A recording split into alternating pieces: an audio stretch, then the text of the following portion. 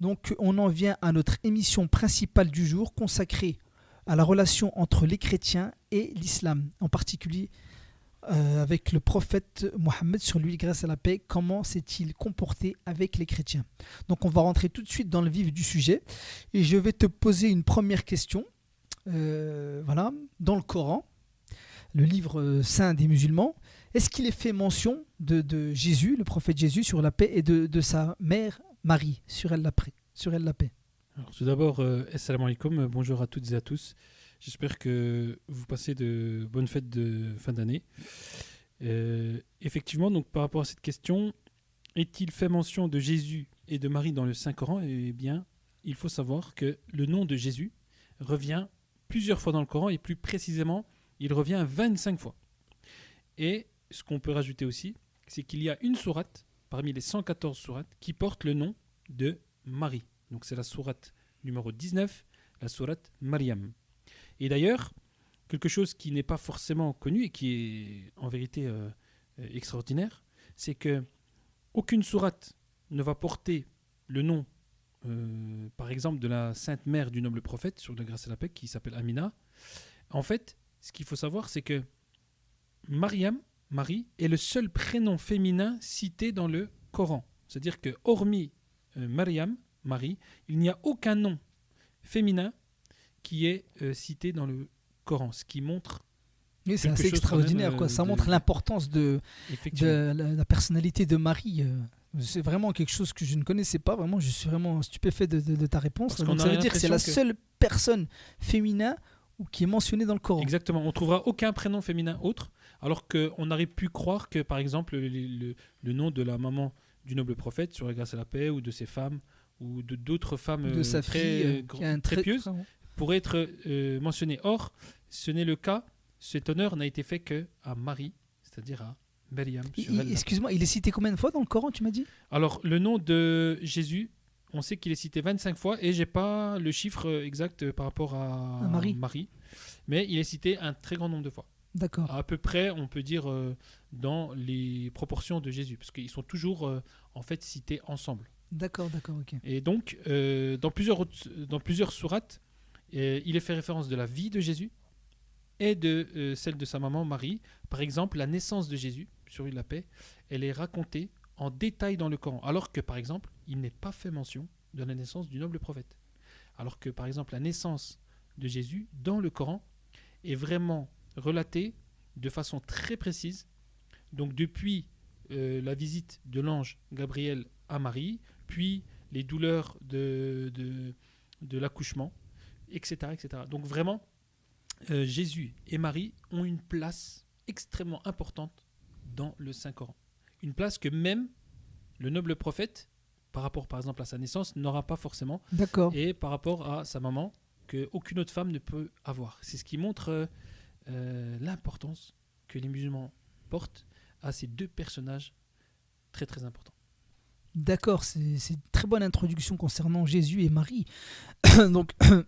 Et certains chrétiens pensent à tort que l'histoire de Jésus et de Marie n'est pas racontée dans le Coran, et on vient de voir que c'est faux. Et d'ailleurs, je vous invite à lire la sourate 19. Et aussi, certains chrétiens pensent que les musulmans ne croient pas en Jésus. Alors là, c'est effectivement quelque chose où il faut revenir là-dessus.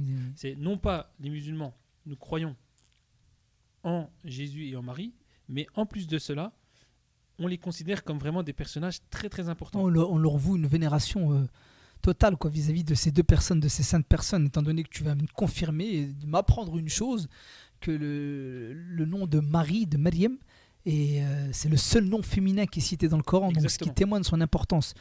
Et pour poursuivre justement dans cette logique-là et d'essayer de comprendre un peu la relation que les chrétiens entretenaient vis-à-vis de l'islam, justement, qu'est-ce qu'ils disaient les livres chrétiens sur notre noble prophète, le prophète de l'islam, le prophète Mohammed, sur lui la grâce et la paix? Alors il faut savoir qu'avant l'arrivée et la proclamation de la mission du noble prophète, sur la grâce et la paix, eh bien les chrétiens connaissaient le nom, la personnalité, la généalogie du noble prophète. Ils attendaient en fait son arrivée. Donc ils avaient des textes, et on peut citer un certain moine du nom de Bouhira, Serge, qui a rencontré le noble prophète alors que le noble prophète n'avait que 8 ans. Donc, en fait, lorsque l'islam est apparu, ça s'est fait vraiment sans quoi que ce soit contre les chrétiens. Ça s'est fait vraiment dans une certaine continuité, puisque les chrétiens étaient au courant, d'après leurs textes, d'après leurs écrits qu'ils avaient conservés, qu'un prophète allait venir à tel endroit avec telle particularité, etc. Comment, ben justement, si tu peux poursuivre, comment cela s'est-il passé exactement? Est-ce qu'il y a des détails qui nous parlent un peu de cette arrivée-là du noble prophète et comment les chrétiens ont réagi? Parce qu'on parle de cette relation qu'il y a entre les chrétiens et les musulmans, quoi. Eh bien, ça s'est passé de la façon suivante. Donc, l'histoire nous raconte que Abu Taleb, qui est l'oncle du noble prophète, sur la grâce et la paix, a emmené avec lui le petit enfant, donc Mohammed, sur la grâce et la paix, âgé de 8 ans à l'époque, en Syrie pour des raisons commerciales. Donc, étant donné qu'Abu Taleb faisait du commerce, il se rendait en Syrie et il a emmené effectivement son neveu, le noble prophète, qui n'était pas encore prophète puisqu'il s'est déclaré en tant que prophète à l'âge de 40 ans. D'accord.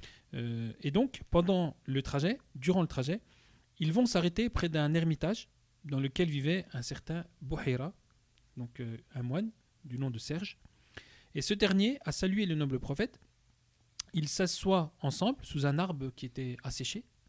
Et tout à coup, l'arbre se mit à donner des fruits, et j'ai même envie d'aller plus loin, 3 sortes de fruits différents.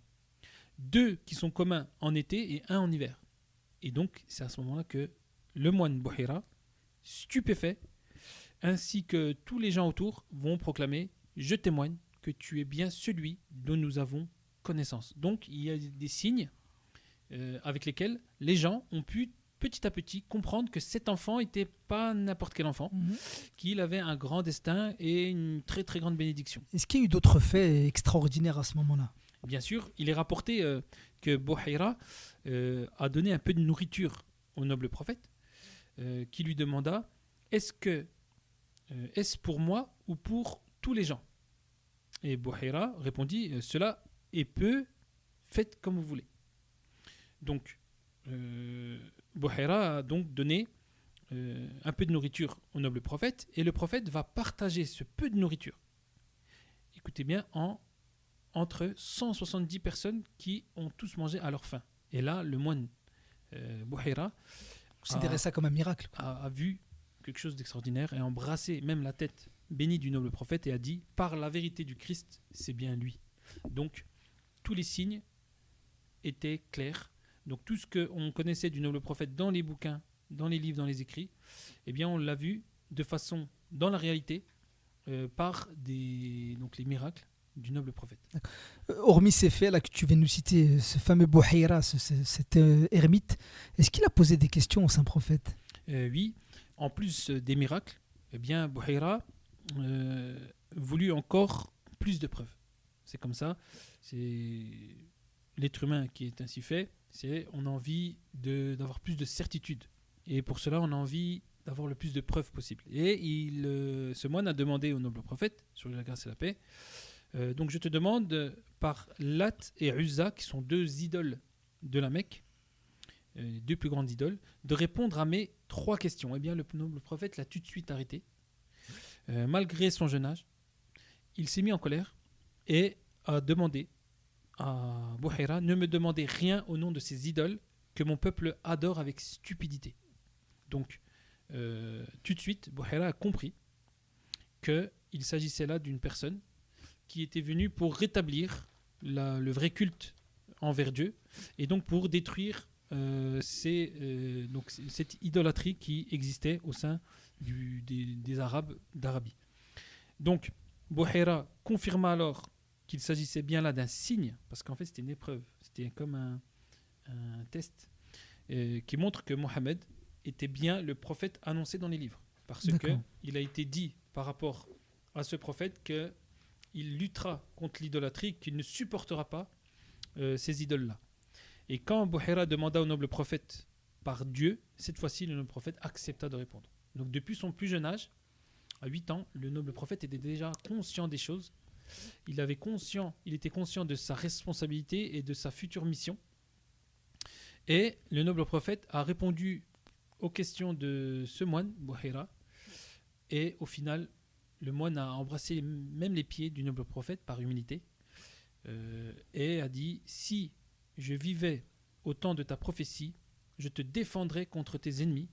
Tu es le meilleur des enfants d'Adam, le sceau des prophètes. Donc, il a été reconnu par ce moine. Donc, on voit que dès l'origine de l'islam, eh bien, les chrétiens ont été les premiers, bizarrement, à accepter la prophétie du noble prophète, alors que les Arabes, eux, vont être ceux qui vont lutter. Les premiers à s'opposer Voilà, à la prophétie. à faire souffrir et à s'opposer clairement au noble prophète. Donc c'est bizarre, les premiers musulmans, j'ai envie de dire, c'est un petit peu les chrétiens. D'accord. Donc certains chrétiens qui étaient érudits, comme ce moine, qui savaient les choses. oui, et qui qui étaient avaient versés les dans choses. la connaissance des livres Voilà. sacrés et qui avaient conscience de l'arrivée de ce prophète, prophète de l'islam. Donc c'est une très très bonne histoire que tu nous viens de nous citer, pour une bonne introduction vis-à-vis de les chrétiens, comment ils vont adopter, quel comportement vont adopter envers le saint prophète.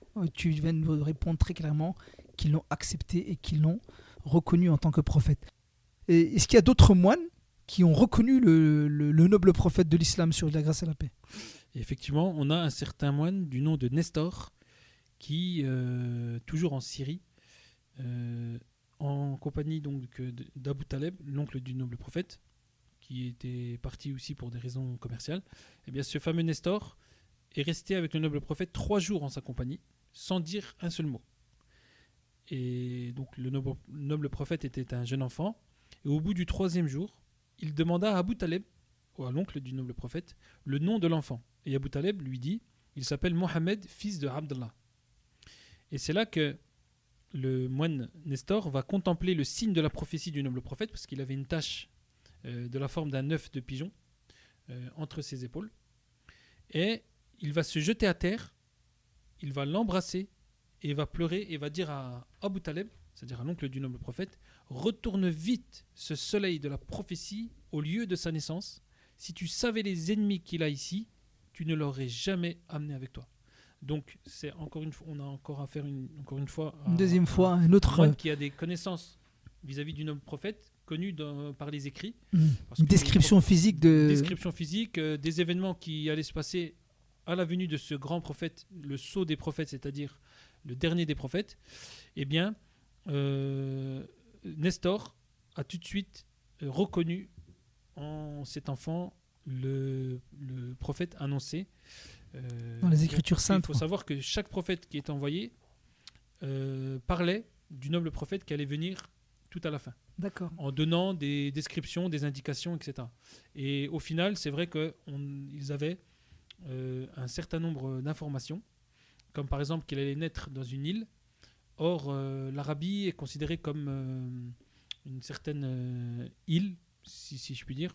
En arabe, Jazirat al-Arabia, c'est-à-dire qui veut dire l'île arabe, etc., etc. Donc, quand on recoupe les informations, effectivement, on voit qu'il s'agit très précisément du noble prophète. Et dans le Coran, Dieu nous dit qu'ils reconnaissent le prophète comme on reconnaît ses propres enfants. Donc, les gens étaient préparés, et surtout par le dernier prophète qui était Jésus. Jésus qui a annoncé la venue du prophète. Qui a beaucoup parlé du prophète Mohammed, sur la grâce et la paix. Et donc les chrétiens vouaient un grand amour envers le noble prophète et un désir, comme on vient de le voir, de le protéger. Donc c'était pas simplement un amour, c'était vraiment, ils avaient l'envie de combattre à ses côtés, de le défendre contre ses ennemis. Et donc le moine va offrir sa chemise au noble prophète en signe de son amitié, et le noble prophète avait les larmes aux yeux, et Abu Taleb a dit à ce moine, à Nestor: ne t'inquiète surtout pas, je vais faire porter cette chemise au noble prophète. Donc je vais m'en charger personnellement. Donc vraiment, quand on regarde historiquement, eh bien, entre musulmans et chrétiens, j'ai envie de dire, même avant même l'islam, avant même la mission prophétique, eh bien ça s'est toujours bien passé. Et on verra, je pense par la suite, que pendant la mission du noble prophète, ça va toujours aussi bien se passer. Puis, après sa mort, la famille du prophète va aussi avoir de très bonnes Une relation relations cordiale avec avec les chrétiens. Et c'est pour dire qu'aujourd'hui, on doit effectivement être dans cette, Dans cette même dynamique, logique en dans tant que cette logique musulman, de d'avoir une relation s'entendre, cordiale. voilà, de s'entendre et de s'unir au lieu de se diviser. D'accord. Concernant ton anecdote par rapport aux moines chrétiens, le noble prophète sur la paix, est-ce qu'il est reparti par la suite en Syrie? Bien sûr, il est reparti à l'âge de 25 ans. Et cette fois-ci, c'était en tant que commercial lui-même. Il travaillait pour le compte de Khadija sur El Lapé, qui va devenir plus tard donc, sa première femme. Ils vont se marier, ils vont avoir leur unique fille, Fatima Zahra, sur El Lapé. Donc, effectivement, au départ, le noble prophète, à 25 ans, s'est retrouvé donc encore en Syrie. Et arrivé à Damas, il y a un moine qui est du nom de Abdel Mouhib qui le vit et qui dit c'est bien lui. Alors, c'est là que ce moine-là prit le noble prophète à part et lui parla en privé pendant un long moment. Il embrassa le noble prophète sur le front. Le moine a dit aux gens acceptez mon conseil, soyez attachés à lui et obéissez-lui. Il est le dernier des prophètes et il appellera à Dieu l'unique. Donc voilà, on peut, si on regarde bien dans les livres d'histoire, etc., si on fait des recherches approfondies, on verra que entre le noble prophète et les chrétiens, eh bien, il y a eu beaucoup de choses qui ont été dites, mais en tout cas, ce qui en ressort, c'est que les chrétiens n'ont pas vu la venue du noble prophète comme étant une menace ou comme étant quelque chose qui allait être en opposition avec le message de Jésus, du Christ, quoi. Voilà, alors qu'on voit bien que c'est tout à fait l'inverse et que c'est une continuité parce qu'eux-mêmes l'ont accueilli les bras ouverts et ont reconnu en lui le dernier des prophètes. Exactement. Donc voilà ce que on peut dire. Mais écoute, je trouve que c'est une très très bonne introduction pour cette première émission consacrée à la relation entre les chrétiens et les musulmans, notamment ces moines qui ont reconnu en la personnalité du prophète étant enfant et après à l'âge adulte comme étant le prophète annoncé dans les Saintes Écritures. Donc je te remercie pour toutes ces informations.